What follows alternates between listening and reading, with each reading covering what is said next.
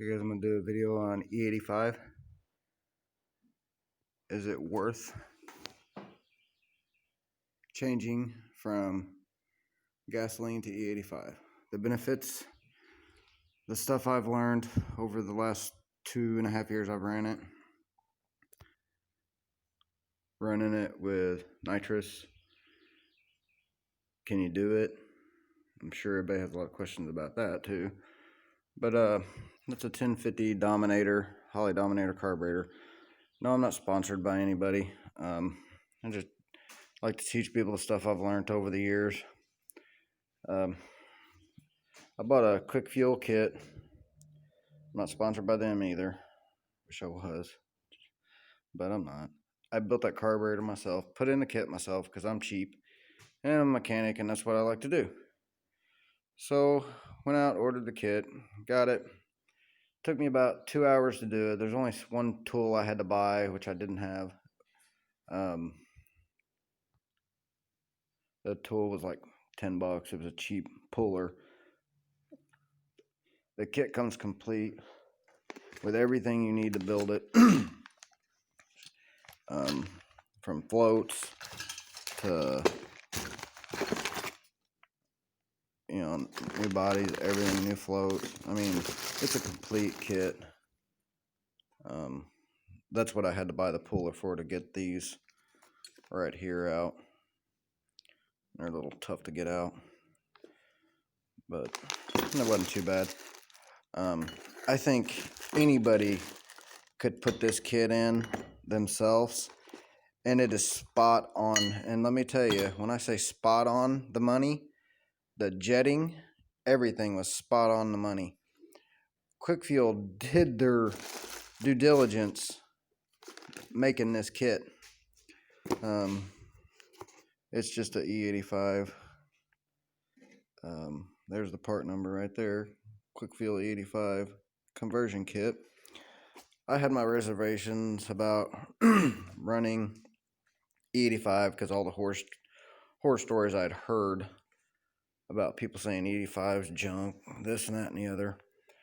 I've been running it for 2.5 years, and I used to run 110 race gas, and it was getting up to where it was $6 to $8 a gallon, and it's really expensive.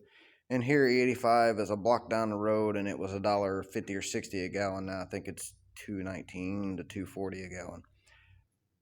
And this kit was $3.30. I already had the carburetor, so I didn't have to pay for that. And I did the math on it and figured it'd be cheaper in the long run to just try it. And I've been running it for, like I said, 2.5 years, and I wouldn't switch back. I get a lot of people asking me out at the track, is it worth it? Did it help any? Yes, yes, yes. I have a plastic gas tank with foam in it. Been running that for 2.5 years. Ain't had no problems. I leave the car sit over winter time. Don't have no problems. There is a couple secrets that I've learned that's very helpful to people when they go doing a kit. And that's when the weather gets a little colder or any time during the year, pump the gas pedal 3 times and let it set for like 5 to 10 seconds, and it'll start right up. When it's cold, probably under 50 degrees, I like to pour a little bit of gas in the carburetor, start it, and then go back out, pour a little bit of gas in the carburetor and start it again, and usually it'll start up the second time. If not, the starter usually wants to kick back and it'll break teeth on the starter. You don't want to make that mistake more than once. Been there, done that.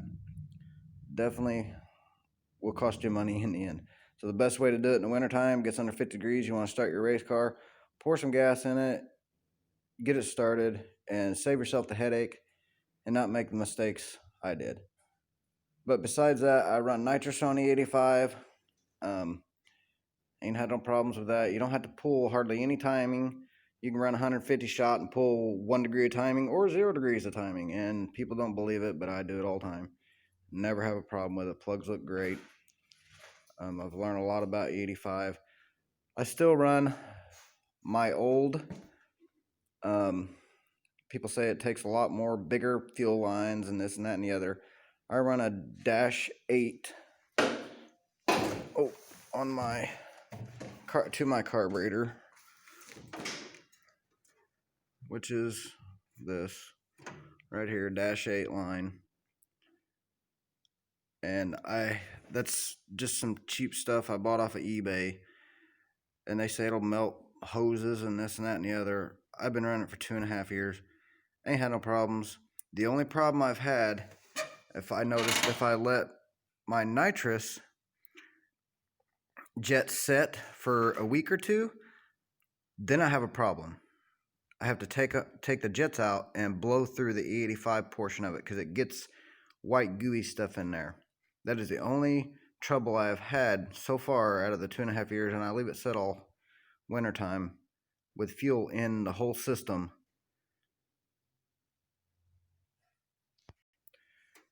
But if you're going to run E85, make sure, and you're running nitrous, make sure you check your jets on the nitrous, because mine do get clogged up with that jelly looking stuff. Besides that, that's the only problem I've had. The gas lines are just, they're nothing fancy. They're no PTFE. They're none of that stuff. I run a plastic gas. Everybody says you can't run the regular gas line with it, but you can. I have for years. And I run, like I said, the plastic gas tank with foam in it. Been doing that. Ain't had a problem so far. Knock on wood. But anyway, as I was saying, I got interrupted. Sorry about that. If you're thinking about switching to E85,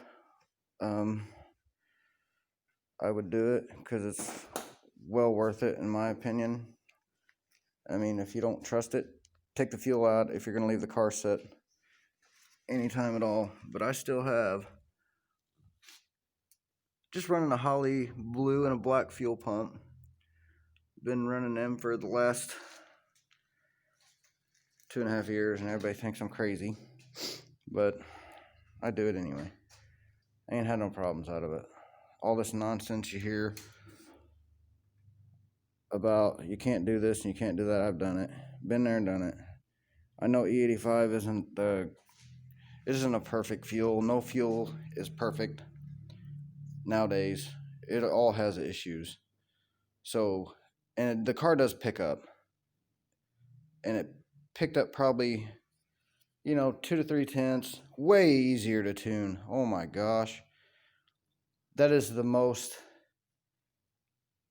valuable thing I've learned from this, is the tuning part of it is so much easier.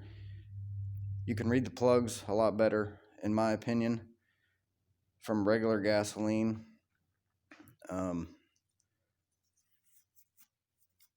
That's my take on E85. Use it at your own risk.